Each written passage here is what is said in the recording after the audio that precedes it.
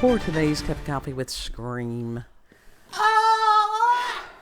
But it wasn't screaming today. No, today was a good day. It really was. And we're recording this on the night of Mother's Day. And to all of you who were kind enough to send greetings and blessings and stuff, thank you so much. That means a whole lot. Yeah, thank you. Yeah, it's just very kind. And Kid made me some wonderful pillowcases. They're gorgeous. They've got space themes. Mm-hmm. Now she can have the pixie attack. Yeah, they got glitter on them. But they're really nice. You picked out the fabric. You liked it. I did. And at some point I would like to make curtains for the bathroom out of some of that fabric.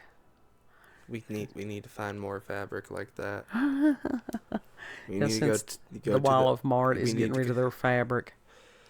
Yeah, they're getting rid of their bolts of fabric, and it's like, fuck you. What if I need more than 2 yards? Right. What if I need the whole bolt? Yeah. Well, you're just shit out of luck. Nah, because Michael's is taking over. Well, that's true, too. We have to drive further, but anyway, to do that anyhow. Well, you know what? It's not that bad. It's not that bad of a drive. It's not like driving 2 hours to another city, you know? Well, it's might as well be about an hour and a half, something like that. Oh, so it's close to it. Yeah. Yeah. That's one of the things when you live in a rural area, everything is, the closest thing is about 15 minutes. Yeah. And that's not necessarily a bad thing in today's world. We need a fabric shop in town. Well, yeah, it's just, that's not that many people take the time to sew anymore. It's just one of those things. It's one of those things. They used to teach children how to do things like that. Yeah. And they used to teach them a lot of things. They did. So, but we've got, it was interesting because I had an actually rather odd start to the day, and it was something that I hadn't had in quite some time, and it was a matter of sort of intense, but it wasn't, it was prayer, but it was also just praise. Mm-hmm. And just, when they talks about meditation, it's not sitting around going, it's just pondering as far as the Word of God. Now, if you want to sit around and go, that was supposed to be like just general sound. Yeah. I'm not one of these that's, I don't get weird about stuff like that. As some people get weird about stuff like that. Anyhow. Yeah. I was wondering what was going on with today because it's like the first thing I woke up, it's like, Father God, thank you for waking me up. Thank you for blessing me with another day. Yeah. And I hadn't done that in a minute, so. And it was just one of those that I've had periods of time when things like that would be intense. And again, you've heard me talk about 2013, and that lasted for 9 months. And I thought I was going to die. Yeah. There were times that I prayed to die because it was so intense. Mm-hmm. The human body is not designed to go through that for extended periods of time. Right. I mean, that's a very, well, like you said, intense thing to go through. That's a very grueling. Yeah. Yeah, when somebody is going through a spiritual something and to try to explain it, and a lot of times you can't.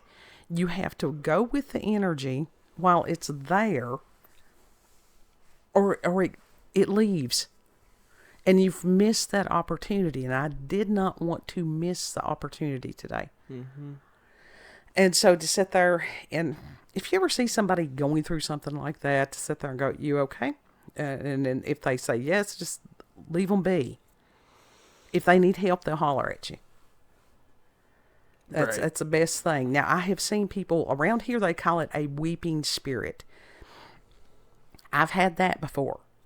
And it's one of those that you are interceding for other people. Mm-hmm. And on something like that, I have seen congregations to where it was just a matter of gathering around the individual that was interceding, put hands on them, and pray along with them. Right. That God would give them strength to do what He designed them to do. Mm-hmm. Mm-hmm. And, and different people, that's part of Appalachian culture. Yeah. And that's just most people grow up around here and they understand when somebody's doing that, what's going on. Mm-hmm. They do, usually. Yeah, if they've been taught. Yeah. You know, and then if for people who don't have a belief system, I don't know. I guess it's just something very strange to them. But one of the things, and we've got a storm as our backdrop, and I had looked over at the desktop that the kid was working on, and there was another storm. Yeah. And you can feel, everybody can feel it in their spirit right now. Yeah. And today has honestly been sort of like, it's almost been like a restless or anxious type of feeling. Well, we've got the full moon. And with everything that's going on in our country right now and in the world, prayers. Yep. And it's, you know, and I wish we could do happy, silly videos all the time. We can't. I do go with as the Spirit leads. Yeah. That's how I've always done. And it's like, I had listened to David Palmer, the Leo King. He does if you're on High Vibe, which is his subscription service, he and Natalie Sadie do it's like they sit around and they share stories and talk, and they share some really interesting things. And one of the things that Palmer was talking about was a strong possibility of coming martial law. Reason being, our government has been so infiltrated that something has to be done, or we're not going to have a country. Right. What exactly does martial law entail? That means that the military would be in charge as far as other law enforcement and different things like that. They would not have jurisdiction. It would be military. Okay. And that normal laws are suspended for a period of time. Right. And what we've seen over the past couple of days, when you have Congress people going into, storming the gates of it was a corrections facility. Mm-hmm. Now, let me tell you something. As somebody who has had to do that for years, you don't. Anybody else would have been shot on sight. Yeah. Because they have these huge signs anywhere around any kind of corrections facility that talks about that you can be shot on sight. Mm-hmm. Mm-hmm. That if you go in there with any kind of contraband or whatever, that's an automatic 5 years. Yes, you're breaking the law there. Yeah. And to have to go through the whole thing as far as the searches and the metal detectors and all this bunch of stuff. And that's just how it's done. They have to do that. But when you have some of the leaders of this nation that are totally ignoring the law, mm-hmm. that they had, and I understand that it was an ICE detention center that was housing illegal people that are here illegally. Yeah. Now, you either have laws or you have chaos. Yes. And we've been having chaos for a while. Well, and what concerned me also, because that I have been, when I was a corrections officer, one of the things that they always trained us was what to do during a riot, if there was a riot. What did they train you to do? Well, one of the things, they told you, first of all, be aware of your surroundings at all times. Mm-hmm. They told us if we were ever taken hostage, they would not negotiate. Yeah. What the fuck? We were expendable. We knew that. That's how they viewed us. We went through training as far as to push back crowds and different things like that if there was a riot. Mm-hmm. But it is a very dangerous situation. Yes. Because most of these facilities are understaffed. Is very dangerous as far as the actual ratio of inmates to officers. Nope. Not good. Completely outnumbered. Mm-hmm. Of course, that also depends on what kind of facility that it is. If it's one of these as far as maximum security and different things like that, they have different protocol. Right. But it was one of those that I don't know whether they have telephone. They probably do not have telephone privileges in the ICE facility. I don't know. But I know that in the other prisons and stuff, how easily this stuff can be coordinated, and it's frightening. It's dangerous for any of the staff. It's dangerous for the other inmates. It's just a bad thing all the way around. Right. And that these people are going to have to be held accountable. We have seen this escalating over and over, that you have these people with this rhetoric that is calling for people to be violent. Mm-hmm. They have been calling people to be violent. Yeah. And that you've got these organized protests and all this bunch. This has been going on for years. And it's horrifying. And something has to be done. But now Leo King was not, he actually was, if that does occur, if he is correct about this, and I will tell you this, he was very much correct prior to Coof. Very much. Mm-hmm. He was, I missed his show as far as about the naming the Pope. I don't know what I was doing. But he was spot on about that. There's been a lot of things that he has been very accurate. Yes. Yes. But with martial law, there would be like a curfew. Okay. You know, and it's like... So very, very similar to how it was during the Coof times. Sort of, kind of. Okay. You know, and it's just like, oldest kid, when we went down to Mom's today to celebrate Mother's Day, we're like, be basically what we're doing now.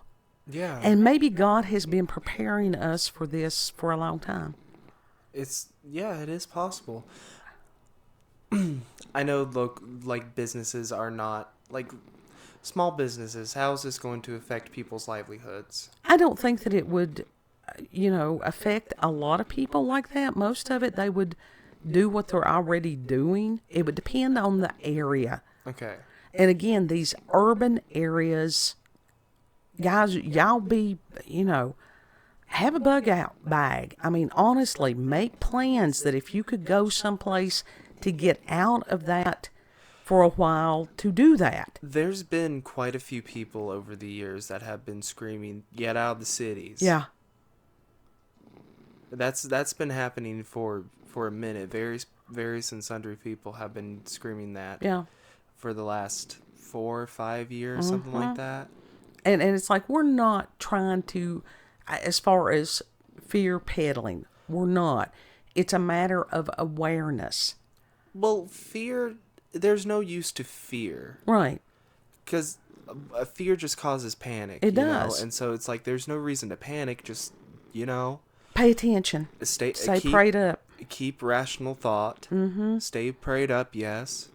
Be aware of your situation, your surroundings. Mm-hmm. Always have a game plan.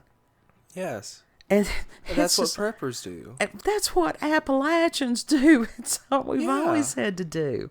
Yeah. And it's like we were discussing also there about Helene in North Carolina and how all that happened. And it was highly unusual. Do I believe that it was weather modification? Yes, I do. For that to come 500 miles inland, that is not natural. And that, but that amount of rain where the mountains just came down on those people. Mm-hmm. There was no time for them to get out or anything. But it's a matter of sitting there going, okay, this is what we have. If there was something like that, we would probably bring Mom and them up here to our house. Yeah. Because they do have a hill right behind where she is. There is a stream, it was a creek that ran off the edge of our property. So that if that terrain, if that hillside behind us, we've got a stopgap. Yeah.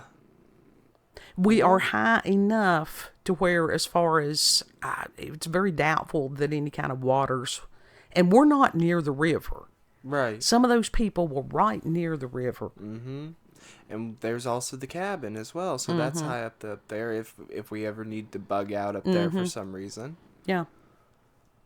And my father had talked about that. That's one of the reasons that he built some things the way that he did. Mm-hmm. And it's like, just because you see some of these things coming, that does not mean that it has to be. Right. And God can do all things. Mm-hmm. He is almighty. But we are seeing stuff that was written thousands of years ago. Yeah. And it's just like... Prophecy. Yeah. And it's like, you've got some people that every little whatever, they think that that it's the end times and stuff like that. But when you've got this many things stacked together... Right. Then there's, Yeah. So we don't know. We don't know the end game on any of this stuff. Oldest kid he converted to Catholicism several years back. And he's my go-to as far as asking questions and about the new Pope. And he was explaining that the name that the Pope chose was reflective of the name of the Pope that was there in the Industrial Revolution. So it was the changing of so much of society. Right. And when he said that, I'm like, oh, this new Pope is supposed to prepare us for the AI. That's definitely what it is. At least, that's what it feels like, almost. So we don't know. And like I said, we're supposed to have physical weather storms like all day on Monday. Mm-hmm. On and off, or rain and stuff like that. And storms in the forecast for like the next week, which is thrilling. So it's lovely. But it's like, if God lays something on my heart and I don't share it, I'm held responsible. And I don't want that. For God to say, I told you this, you didn't pass that. And I'm not saying God said. It was not one of those things like that. It just comes to heart. And that's how that works. If I tell somebody and they don't do anything, that's on them. But like I said, if I don't speak it, I would not want any of our people hearing this to be harmed in any way. Mm-hmm. And to come back later and, somebody going, well, you knew this. Why didn't you tell me? Right. That just, It's just not right. No. I would not want that. I don't want that on my conscience. I don't want that on my soul. Because we do care about you all. Mm-hmm. So just let us know what your understandings of what's happening, share that in a comment. When we share information, it edifies everyone. Yes. Yes. What things have you noticed? What things have you seen? Just put that in the comment section. There's a lot of things that I personally have seen that's been very concerning, along with the stuff that everybody has been seeing. Well, there's things that'll come to my spirit, and I'm like, I don't want to think about it. I sort of reject it. If it's wonderful, then great. You don't have a problem with that. Mm-hmm. Unfortunately, that's not how this usually works. But when Palmer had said that, I'm like, oh, shit. Because I had rumblings of that in my spirit for a long time. I had seen the earmarkings of pre-World War II for years. Yeah. And we've got a lot of this stuff that is coming to pass, and I'm like, Lord, please help us, please, please. Because the average person, not these whoever's running the show behind the scenes, which we understand is the forces of darkness ultimately. Until Christ returns, that's it. It's got jurisdiction. And the fact that these things are ramping up, that was part of prophecy also. And it's just, you got to sit and go, yeah, well, I remember when I was little, my grandmother talking about the last days and about prophecy and stuff. And I would sit there and be going, Lord, I hope I do not ever have to live through that. But somehow I knew I would. Yeah. From the time I was a child. But was designed for such a time as this. I have no clue what that means. There's a lot of people, especially the Gen X people, that it's almost like we have been in a holding pattern for years. Mm-hmm. I mean, I know that we're here to observe. I do know that. But the rest of it, it's almost like waiting for, I don't know, marching orders or something. I think that's what it is. Y'all are waiting for the cue to go. Yeah. For the cue to, like... To do whatever we're supposed to do. To fight, whatever. Well, and that's what I was telling. I telling. don't even know how to say this stuff. That's what I was telling Mom, and it's like, those of us that are older, where the capabilities that we once had, it's no longer there. Never discount the prayers of those that are older. That is the one thing that we can do, and we don't have a lot of other distractions. Right. We're not trying to hold down a job. We've already raised the families. They're grown, different things like that. So we can spend more time in prayer. Mm-hmm. Mm-hmm. And it just, that is a job. It is. So everybody's having paranormal. Everybody is having supernatural. I hope that a year from now, Lord, if the Lord tarries, somebody comes back and goes, Orlando, honey, you remember when you just worried about that? I would like to think that, but unfortunately, when it's like this, I'm like, I have learned, pay attention. I mean, if you were prepared and it doesn't happen, doesn't hurt anything. But if you're unprepared and whatever happens, like I said, just, yeah. It's best to keep your head on a swivel. And Always. And be attention of your surroundings. Mm-hmm. Yeah. Follow that voice of Christ. Absolutely. Every day. Yeah. So, do you want to tell the folks where we can be found? You can find us on BitChute, Rumble, and YouTube at Rolanda's Cup of Coffee with Scream. Also, check her out on X, previously known as Twitter, Rolanda, COCWS. Yeah. Mm-hmm. Thank you all for joining us. I know that it says that when the enemy comes in like a flood, that God will raise up a standard. And that is, a standard is a flag as far as his army. Mm-hmm. Mm-hmm. Yeah.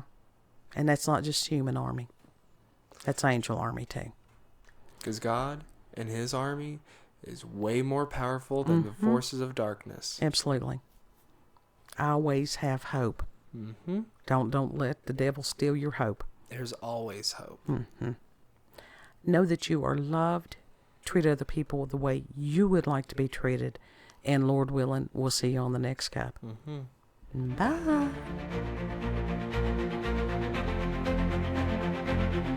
Bye.